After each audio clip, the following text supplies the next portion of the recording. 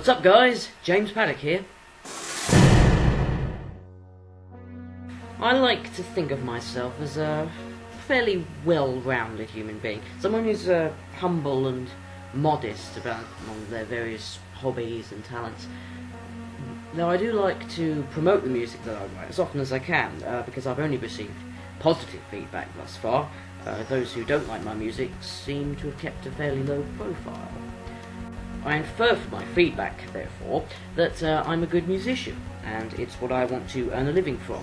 So I attempt to deliver the same quality of work as consistently as I can, and I continue to plug it as often as possible, just to keep the cycle going. But if I consider myself a good musician, does that automatically mean I have a massively out of control ego, regardless of whether or not I base that conclusion on the feedback of others? Well, let's have a look at what that means, shall we? Wiktionary defines this Freudian concept as the self, especially with the sense of self-importance. Well, haven't we all got to feel slightly important about ourselves? I mean, the British people have a brilliantly shit outlook on not only themselves, but life in general. And I'm not sure I subscribe to this sense of humour 100%.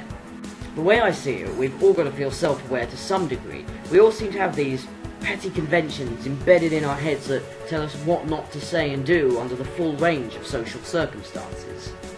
And the thing is, some of them are petty and hold us back from doing the things that we truly want. We should ignore what our inner voices are saying, and I don't mean we should do this.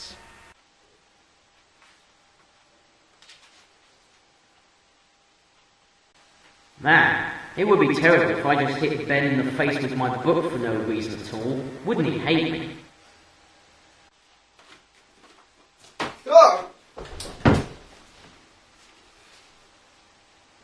I mean, rather, that we should belay the orders they give us when they tell us not to do completely innocuous things.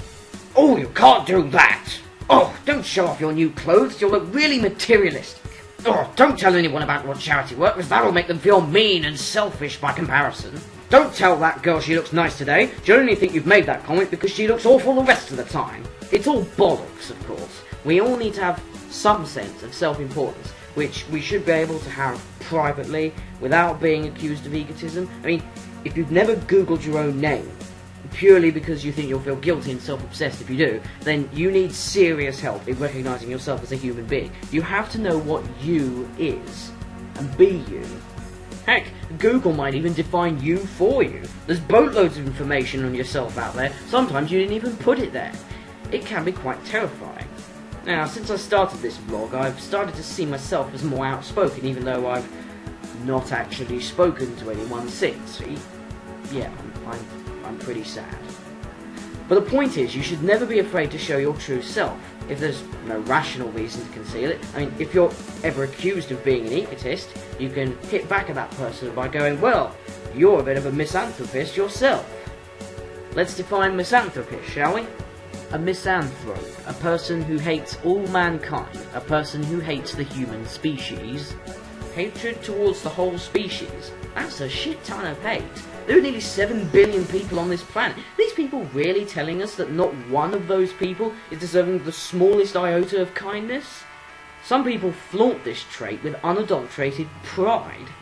Ha ha! Look at me! I hate everything! Tremble before my spiteful form! Despair! There's nothing you say even remotely interests or impresses me! Quiver in my torrent of verbal bile as I spew forth anecdotes about how I once bought an ice cream with no chocolate chunks in it! God hates me and you and everything, and where's my Vicodin? And there are far too many misanthropists in the world today. They haven't taken a good enough look at the world around them, or if they have, they haven't considered the possibility that they could change it for the better, for everyone around them. They have no human compassion whatsoever. They just choose to hate everything, and are nigh impossible to converse with. I hate purple! The colour purple makes me want to set myself on fire and then kill everything in the world with a machete. If I ever worn purple, does he know that I like purple? To summarise, egotism as a thing shouldn't really exist, unless you're one of the few people out there who truly think of themselves as more important than the rest of the entire human species, which makes them another class of arsehole entirely, and the only way of dealing with these arseholes is a well-placed brick to the face.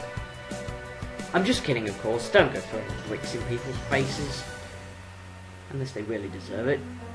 Those are my thoughts. In other news, my music channel just updated with 3 new tunes. Bang, bang, bang. They are called Submission, Transducer, and Lord of Space. I did all 3 of these very quickly, so go check them out if you haven't already. You should hopefully enjoy them. And I also hope you enjoy today's epic song of the moment. It comes from Hermione on Facebook, and it's 1972's Funky Kingston by Toots and the Maytals. Summer is here in the UK, plus we've actually had some decent weather today, so this is very much a fitting song for the time of year. Like most reggae music, it's got a great groove and some quite clever harmonies going on in here, so give it a listen and let the good vibes take you away. Thanks for watching, everyone. I'll be back same time next week with another rant. Until then, see ya.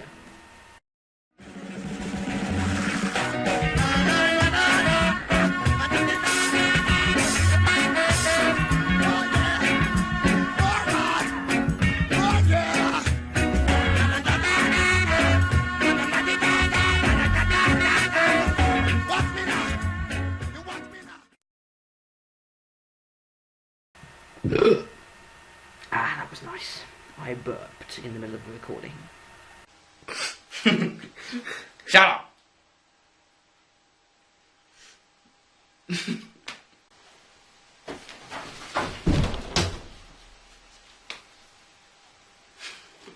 I laughed, sorry. Fuck you! I thought I was the one who's going to ruin this take. No, it's alright. I mean, you didn't scream anyway, so we can't really use that to start with.